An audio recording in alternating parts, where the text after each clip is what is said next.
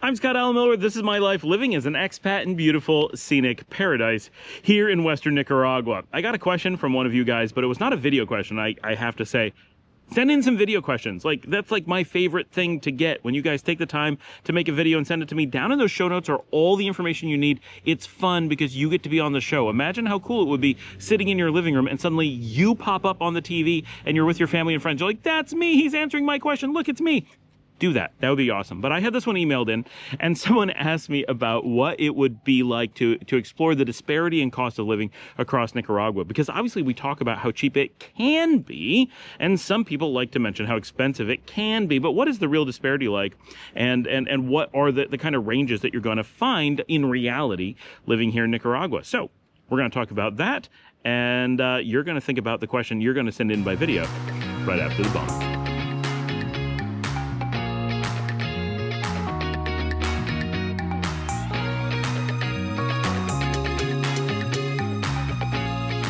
I'm playing a little video catch-up today and actually doing a whole bunch of video recording. I'm hoping I'm not jinxing myself by doing that, but this is video number 2 for the day, and my goal is to have 4. Yesterday I did 1, but I kind of took the day off and spent my entire evening hanging out with my eldest daughter, watching old reruns, obviously they're reruns, of Three's Company. She's really into it. She's 16, and this is one of the very first sitcoms that I watched in the late 1970s with my father, so I'm really having a good time watching it with my daughter, and she's really excited about helping to manage our jellyfin system, which I'm going to have a video out on that pretty soon where I'm going to dig into it. But she's like really excited that it's like a little project that she can help out with. And she's kind of OCD like me and loves to organize things. She's really into taxonomy and folksonomy. She doesn't know those terms, but it's a thing she has. And so she's really excited about just being able to do that. It like satisfies a need for her. So we're going to have fun doing that together really soon. So we have all these shows that we manage for ourselves. Anyway, that is what I was doing. So I'm playing a little bit of catch up. I'm back from the holidays and I don't have my driver's license. Long story. So we're doing a lot of videos from here while we're waiting to be able to have some ability to travel around. We're going to be answering this question about cost of living disparity. So living here in Leon, we're essentially the lowest cost portion of the country, or so close to it that you can't really tell a difference. Occidental in Nicaragua somehow manages to keep the prices really low, probably because we have only moderately sized cities, Leon being the second largest city in the country, but still only 300,000 people in the urban area, with immediate drop off into fields outside the city. So new barrios that are cropping up, such as the barrio of William Fonseca in the north, which I do have a great video where I walked to and around that barrio, and a lot of people are really interested in that one. That is a new one. They're just reclaiming fields and putting in a new barrio, a new housing area with a new road that's going around the north side of the city. So it's easy to see why prices wouldn't go up really high, because Western Nicaragua acts from a land and real estate investment perspective, much like Texas does, where Texas has a large population, but it has so much empty space between the populated areas that if things start to go up in price in the city centers, people just move out a little bit farther because there's so much out to go to. So this part, which is Chinandega and Leon and their surrounding support cities like El Viejo, Nagarote, La Paz Centro, and so forth, they are able to keep low prices. We also have pretty good highways and transport between different areas, and the port of Corinto is located in Occidental, and as well as the ferry terminal, which may be a stretch to call it that goes to La Union, El Salvador. So we have a lot of good connections. We have our own fishing. We have our own farming. We have cities that just have a lot of space to work with. We don't have any real natural disaster problems. We do have the volcanoes, but they don't really affect the municipal areas and so forth. So we just manage to be very low cost because we don't have the giant city centers that drive up the cost. So we're a great example of how cheap it can be. And I live in the barrio within Leon, and a very poor barrio within Leon. And that means that basically everything you see on my channel pushes the bounds for how cheap Nicaragua, or really just about anywhere, can get. So we have a tendency to talk about that quite a bit. In talking about that, rents are a great place to start. If you're looking at those low-end rents, just how cheap can you get? You're looking at, we've seen in the Managua area, but outskirts heading towards Leon, as low as $84. This is for actual standalone units. If you're looking at student housing, we've seen quite a bit south of that. If you want to go to, things that no foreigner would ever consider in the barrios, it could be even cheaper than that. You may be looking at basically free. You may be looking at $20, $30 a month. But obviously you're talking about shelters with no running water and such, so at that point it's completely ridiculous to discuss. But if you are on the most extreme possible budget, getting into a single person place for under $100 a month is theoretically possible if you're willing to give up any real choice as to your location. If you want to have some amount of choice about your location, you want a little bit more space, we're talking standalone homes or small apartments with 2 bedrooms, 1 bath, you could be maybe squeaking in just a little bit under $150 a month. These are unfurnished. Of course, talking about furnished is always a much more complicated thing because there's so many variables. Much more reasonably normal rents that people who are looking for economic living, but coming to this region of the country, are probably going to be looking at least $180, if not in the low 200s. That's much more reasonable. But if you have that super tight budget, the options exist. Of people living on the beach, not actually on the sand, that's always going to be a price premium, but near the sand, easy enough to walk to in just a few minutes, so you can hear the ocean from your living room and such, you're able to, in theory, get in and buy or build a place well under $15,000. And I have friends who've done this extremely far under $15,000 and have plenty of space. It's just one person, nothing fancy. Just basically a studio apartment turned into a standalone house, but he has a full standalone house with yard and walls around it and all that in a very secure, very safe, very desirable neighborhood, well under $15,000. He put in a lot of effort and knew what he was doing, but those kinds of things do exist. New houses being constructed by the standard agencies start somewhere around $16,000, so it's not completely unreasonable, but those are smaller and more limited and not near a beach under normal circumstances. Most people are going to want to spend more money than that. Obviously, these are the extreme numbers that we're talking about. These are pushing the bounds. So before you go out, wow, I could get a house for $16,000, I'm moving today.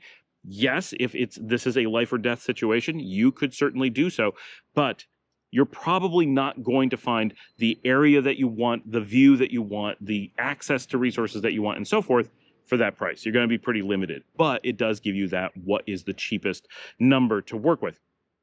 So if you're spending much more in like the 20s and 30s, you're getting to double that really bare baseline, and you have a lot of flexibility. So that's kind of what it's like at the very cheapest. If you're renting, let's say a $200 place here in Leon, if you were to move into Granada, into what we call the yellow zone, the tourist area, expect those numbers to be a simple doubling, right? Everything in Granada is about double what it is in Leon. Now, if you're going to the very city center in Leon, there's some bits that get a little bit more expensive, but we have very, very tiny, limited tourist area. All of downtown is more expensive than the barrios, but very little of it is actually the incredible premium that Granada is going to have. Granada is a smaller city with a lot more foreigners, and people really want to be downtown. It also has the giant mansions, not that you're going to get into those for 200, but they exist there, right? So Mansion Row and such is there in Granada. We don't have that here in Leon. We do have some mansions, but they tend to be sprinkled throughout the city, and no one knows where they are. Many of them are hidden and not visible from the street, whereas in Granada, there are very affluent mansions all over the tourist zone that are showing off that they are mansions. It's a different cultural zone there historically. So if you're looking at Granada, you could take those prices of most things and just double them. And that sounds dramatic, but Leon is insanely cheap. So if suddenly we're saying $200 a month, we can get a completely adequate small place for a 1 or 2 person, for a couple to live in. Yep, that could totally work. Oh, we're going to spend $400 a month in Granada. And then so if you're looking at it from a Leon perspective, that's like, whoa, you're spending so much money. But if you're looking at that from an American or Canadian perspective, it's still so cheap that you may not think about it at all. And of course, having access to Granada may be exactly the thing that you want, and spending that money may be a no-brainer. So no problem there. The cost of food in Granada, if you're going to the grocery store, it's going to be super close to Leon, within a few percentage. You're not going to notice real price differences. But if you are going to restaurants in Granada, if you're out on the street or in the barrio, they're probably going to be, again, really, really close. But if you're going to restaurants, like sit-down restaurants, if you're going to stay at a hotel, all those things are going to be big price premiums over Leon, easily up to double. Right? Still not outrageous, still not American or Canadian prices, but you're in a tourist zone with a completely different level of service, often with people who speak English, so you're paying a pretty high premium. They're paying a real big premium for their real estate, they're paying a premium for their workers, they're paying a premium for their infrastructure. you have to pay a premium to take advantage of that. But you also have a lot more selection. You have a lot more infrastructure. You have better busing to things. There's a lot of advantages there. All throughout Nicaragua, the cost of public transportation is bordering on free. It's ridiculously cheap. Those kinds of things are not really going to vary throughout the country very much. Of course, if you live in a super isolated area, you will pay more just because you have to go a really long way to get to something, and you'll have to do it more often. Whereas if you live in a city center, like I did in Granada, I didn't have a car. I would rent one from time to time to go explore the country more broadly, but for getting around the city, there was nowhere in the city that I couldn't walk to. Again, it's a pretty small city, but I would walk through all the barrios. I would walk to the neighboring city. I would walk to the volcano, all on foot from my house in the city center. No problem. Going to the restaurants, the waterfronts, the parks, the museums, tourist activities, outdoor activities, all that accessible on foot. I do walk a pretty far way, so don't use that as a guide for yourself necessarily, but everything you need to live, groceries and restaurants and shopping, should be walkable if you're ambulatory, from nearly anywhere in or near the tourist zone, any of those immediate barrios around there. Basically, Granada is going to be your most expensive city in the country. Leon is going to be your cheapest. That is your entire range for city average pricing. Everything else is going to fall in between, with Managua having the greatest disparity within a single city.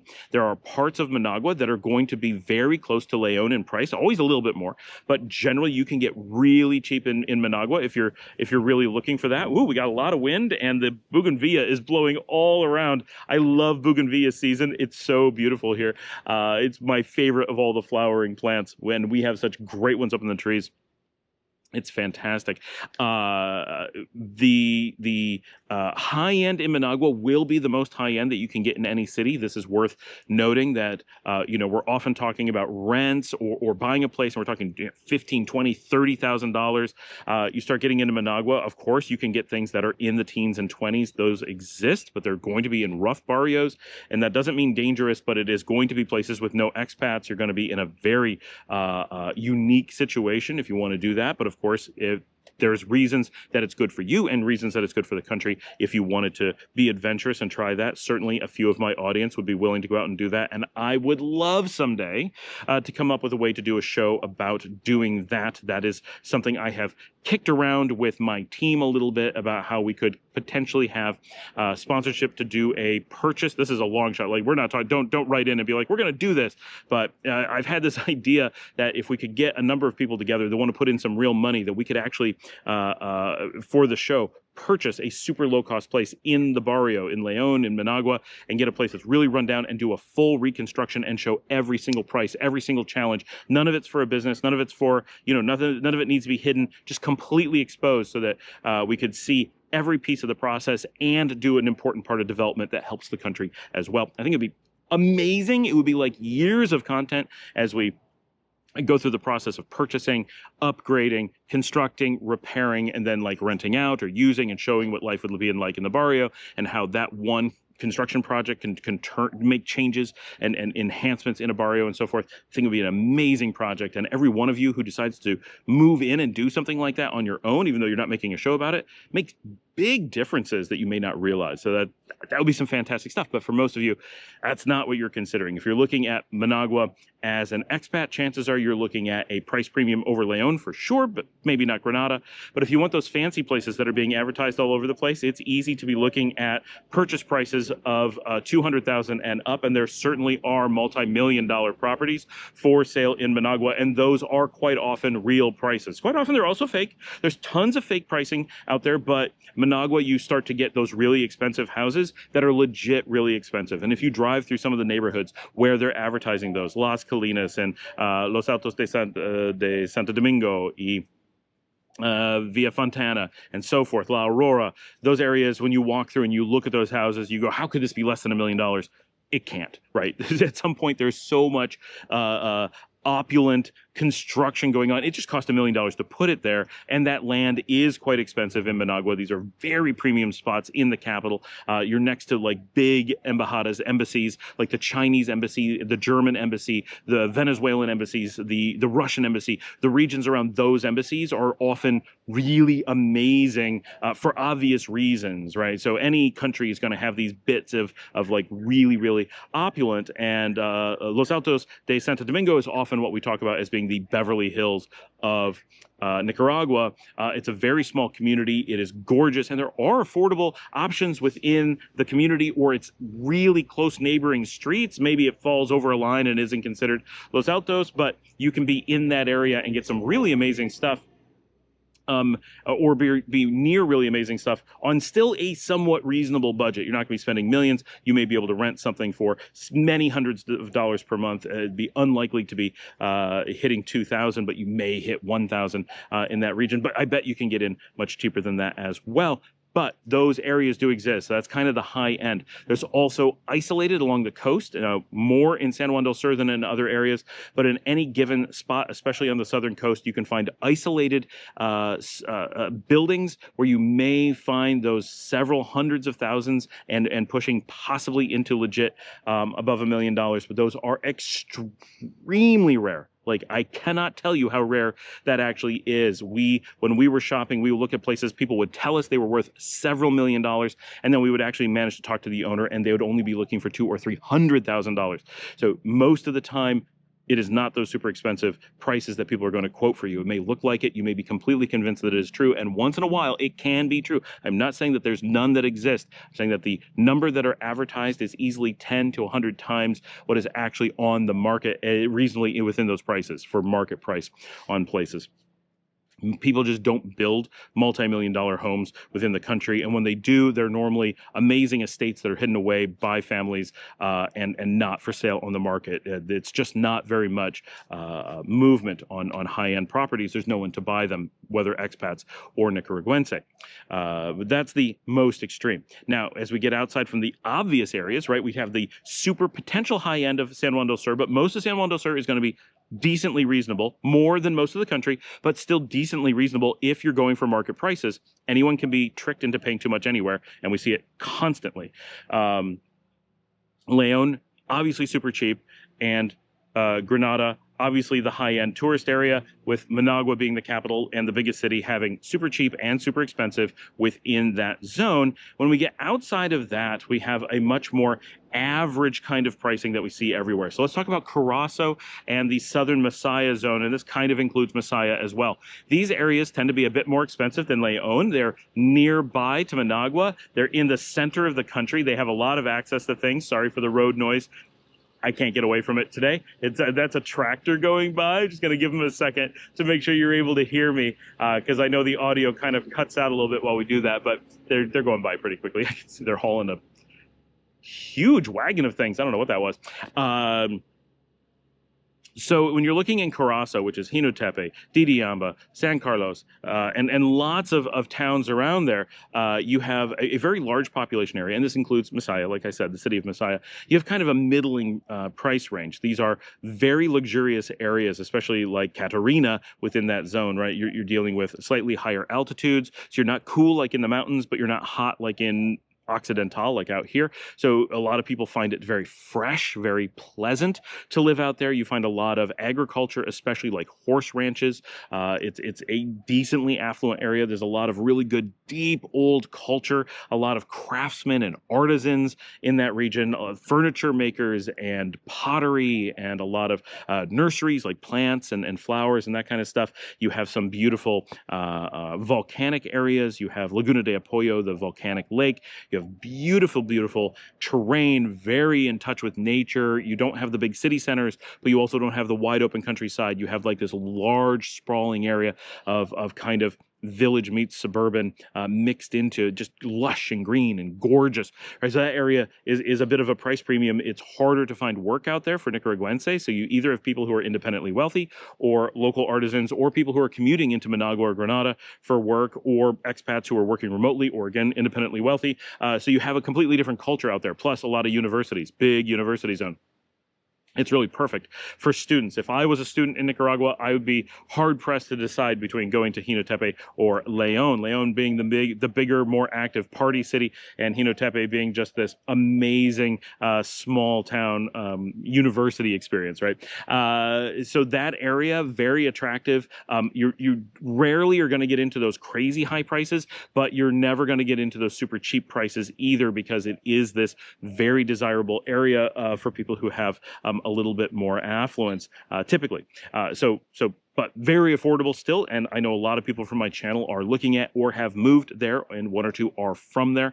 An absolutely beautiful area. Love it, and it does have access to the ocean. Little bit of a drive, but not too bad. Then we have the highlands, the Matagalpas, the Esteli's, the Hinotegas, and these are generally on the cheaper side, but never as cheap, generally not as cheap as Leon. Matagalpa tends towards the cheaper of the region. Jinotega, quite a bit cheaper, but more difficult to get things. Matagalpa being a big city. Esteli, famously, is more expensive. It sits on the Pan American Highway, has access to a lot of the cigar factories and chocolate farms and that kind of stuff, plantations. So it has a bit of a tourist infrastructure that some of the others don't. Still not a tourist town, but it does have a lot of people coming in to visit more expensive things. It's a launching point for a lot of things, and it's a logistic hub, kind of like Chinandega in the west. Out here, these places, because they sit on the major highways and have access to a lot of product that is being shipped in and out of the country, they tend to have a bit more affluence simply because a lot of industries and businesses are based there. Esteli now is also, it has a lot of attention, I think, for foreigners, so has a little bit higher cost. I've heard that it has some of the highest real estate costs in the country. That is not something I've been able to verify, and I hear it from limited sources, so grain of salt, of course. But within the scope of the barrios in those towns, generally you're going to be able to find very affordable things if you want. But again, more like Managua, should not be as much as Granada, should not be as cheap as Leon. If you get out into the little villages, you're going to get much better prices in almost all cases, but it's also going to be very low inventory. Finding a house, finding a rental could be nearly impossible. So price is not really your problem. Accessibility is. Generally, the big cities are just where things are going to work. Now, anywhere you can get lucky and find someone who wants to rent their house, rent a farm, sell you a lot, you can build your own thing, right? And you'll kind of set your own prices in most places. Disparity around Nicaragua is not actually as bad as I think a lot of places are. We're not that big of a country. So you can always travel to the different places. Like if one place becomes really expensive, people will just move out. There's always available land. We're not that densely populated. So we have all these buffers against wild fluctuation between regions, wild disparity between regions. But there's no way you're not going to have high disparity, right? There's people who are building mansions and people who are living in shacks. And so there has to be a cost disparity between them. But when it comes to going to restaurants and such, the price differences aren't going to be that big. Now, of course, we talk about quite often here in Leon going to, reasonably cost restaurants. And we just talked about wing lovers, and we paid $30 for 6 people to eat dinner. And that's pretty cheap, right? $5 per person, including their sodas and tax and everything. But of course, we can go to fancy restaurants here and pay much more than that. There are some places in town that are just really overpriced, and they're really just there to sucker tourists or for people who sometimes Nicaraguans do get caught into the just spending money to spend money things, just showing off that they can spend money like anyone does. So there are a few places that cater to the don't care about quality, just want the high price tag to show off kind of market. We don't talk about those normally, one, because we don't really want to point them out and disparage them, but also we don't want to encourage people to go to them, and we don't go to them ourselves because why would you? Like, they're only for the people who don't know what they're doing. So we generally avoid them. So we're always talking about the values or the specialty places. Now, those specialty places, we don't often show the prices, and we probably should. Places like Mugs at the Gallerias, or when we go to Brutal in Los Altos de Santo Domingo, those places are much more expensive than the restaurants other places. Again, not as expensive as like US or Canadian prices, but maybe closer to them than to normal everyday Nicaraguan prices. We have expensive coffee and expensive pastries and expensive custom dishes and really unique menus, and they get very exciting.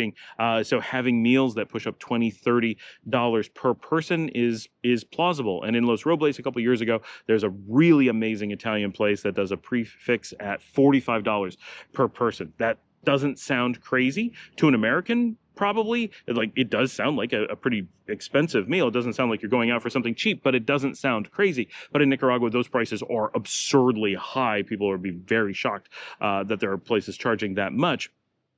But going to like a seafood restaurant, the most expensive one here in Leon, you would, unless you're getting like a couple of lobsters, you're probably not going to pay above, say, $30 for a meal. And if you're going to pretty good local restaurants, you'll generally not pay more than even like a salmon dinner might only be in like $16 to $18. If you're in the city, of course, it could be 24, the city being Managua, could be 24, maybe a little bit higher dollars for like big fish, fancy things at really nice restaurants.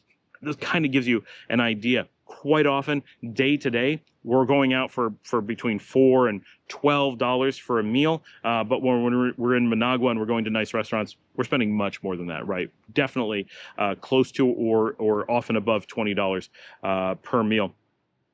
But if you lived in Managua, of course, you wouldn't normally do that every day, right? Those are still just, well, we went out once or twice a week for something fancy. It still keeps your price down. But your mileage may vary. What you want to do will be very different than what someone else does. And if you can afford to go out for $45 per head meals every day, then by all means do so and support the market. That is great too. And those places do a great job, right? I'm not saying that they're overpriced. These are very special places with very low capacity. And if we were to do the same thing in Guatemala, their disparity would be just as cheap. I've done street food where I got a full meal for $1 to $2. It was enough for me to have for dinner. I've also been to places where we were closing in on $1,000 per person for dinner. So Guatemala has an unbelievable range. I've never seen anything like that in Nicaragua. The highest cost that you can come to in the country, as far as I am aware, are places like Rancho Santana, where you are looking at multi-$100 dinners, but you're inside a semi-closed, or in some cases even completely closed, enclaves where you're going into gated communities, you're far away, you're putting in a real effort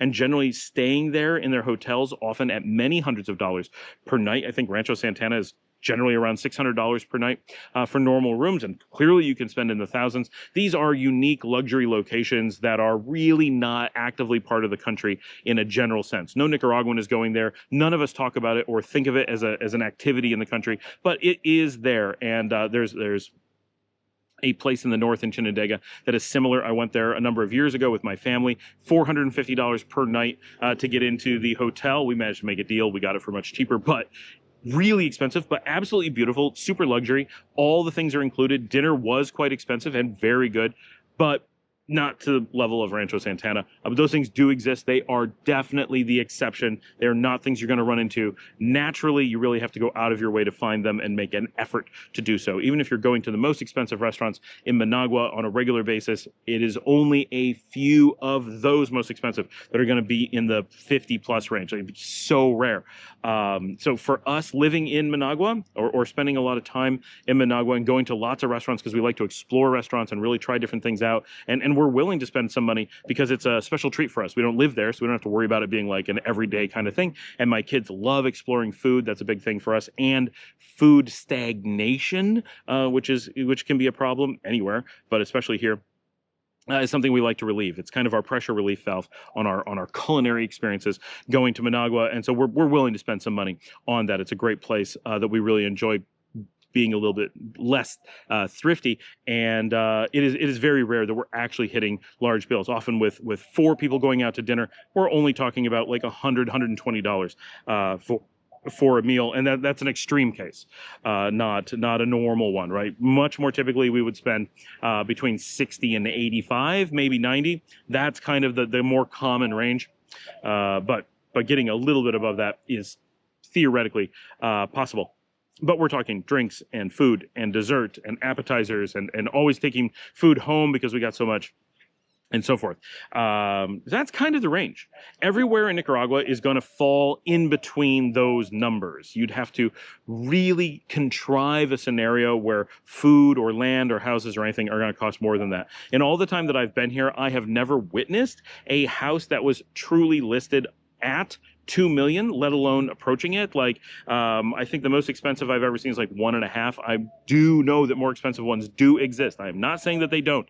I'm saying that those are not things that you are going to run into in any quantity. That is incredibly rare. Even a $1 million house, you're in the most isolated, expensive specialty case kind of places. In León, for example, the most expensive houses in the city are probably not going to approach 500,000. I have visited the most expensive city house in the city, and they were asking 500,000, and our lawyer laughed at them that was not in any way a reasonable price for the house. But downtown houses in the perfect real estate, getting into a few $100,000 absolutely could happen. But even there, be wary. Everything you hear as a price is probably too high. That's just always going to be the case. Everything we see listed is somewhere in the vicinity of double what the market would actually bear. Everyone's hoping to get a lot more for things than it's actually worth. But there are these expensive places. It's not that they don't exist.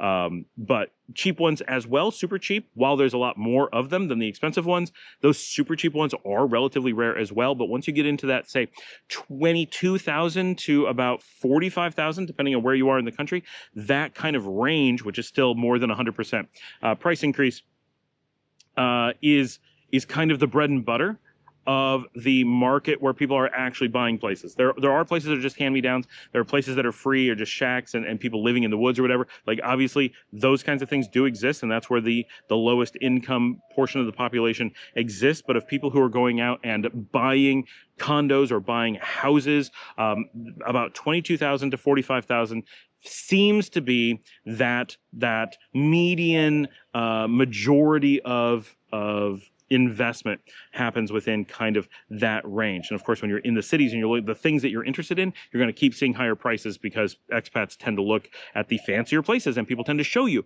the fancier places, and they tend to inflate the prices. So you will see a different thing. But once you spend time here, you will see that it's like that. I hope that answers the question about the disparity range of cost of living.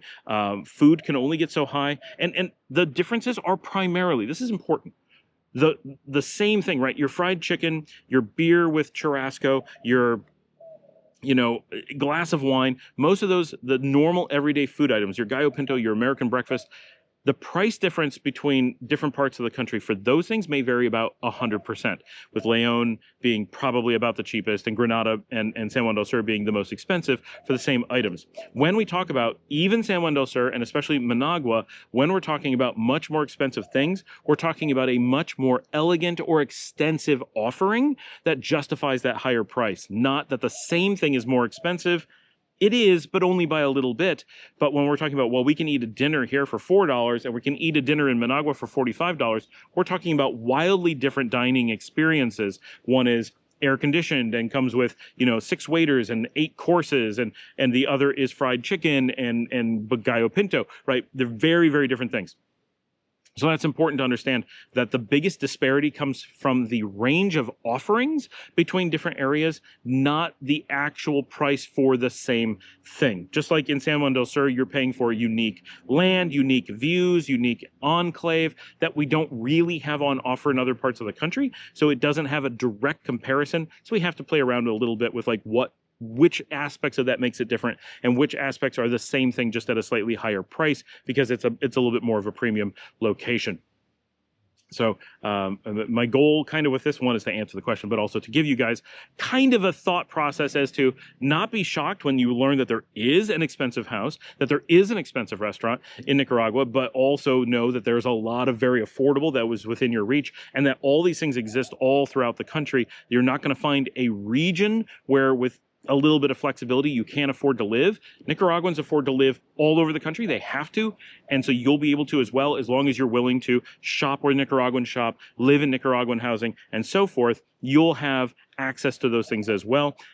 But also be aware there are large swaths of the country that don't have a lot of the things that many expats are looking for. And that's one of the reasons that people gravitate to Granada and Managua and San Juan del Sur. They often offer styles of housing, styles of restaurants, ranges of food that are difficult to acquire in other parts of the country. Even in León, there are certain types of housing and certain ranges of food that we just lack compared to those regions. And so it's one of the reasons we travel to Managua to eat, or even to Jinotepe to go get Malaysian food. We don't have that here. So we have to go a little bit farther afield, which is not completely crazy. If you're in the United States and in an isolated 300,000 person community, your options would be somewhat limited as well, but not as limited as here. So it shouldn't be a total surprise, but I think the general lack of variety in certain types of things like housing and activities and food will often catch people by surprise, and that helps to explain why disparity works the way that it does here in Nicaragua. And of course, over time, these things shift a lot, so these will change all the time. Thanks for joining me. Like and subscribe. Love it when you guys send in questions and just say hello. Go down in the show notes, introduce yourself, say hi, ask a question, leave your comments. What prices have you seen? What disparity have you seen? I want to see what you guys think. Please send in a video with your questions. I love it when you guys do that. That is so much fun. If you want to support the channel, you can buy me a coffee at buymeacoffee.com. buymeacoffee.com/Scott Miller. It's just like Patreon, helps pay for all the cameras and software and stuff that we have to use to make the show. This really is expensive.